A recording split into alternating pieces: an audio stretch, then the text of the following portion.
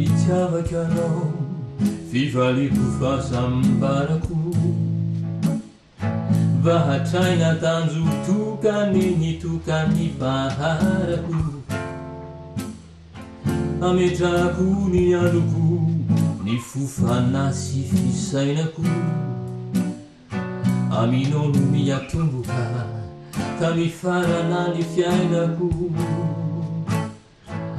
fa fitiavaka anao eritreritro fanahiko tsy hisaraka mikoeny naizanaiza tany tsaiko tompony safidy mpoko panapakany momba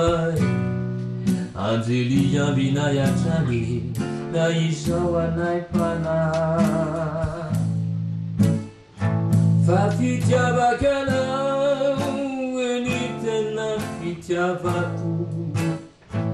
kiramamiko izany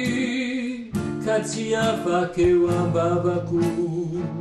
kiramamiko indrindra irako atrany iramamiko indrindra irako atrany fa fitiavaka anao fitiavako madio uniteny fivoadina tolotro anao anio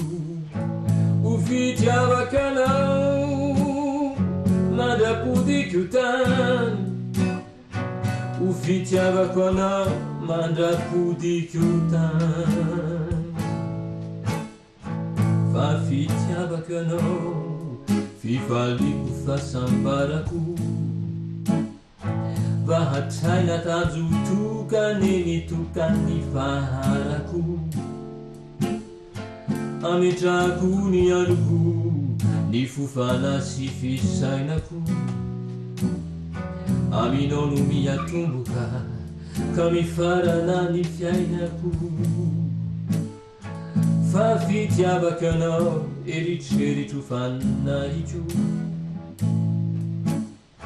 tsy saraka mikoeny naizanaiza tany tsaiko tompony safidy poko panapakany momba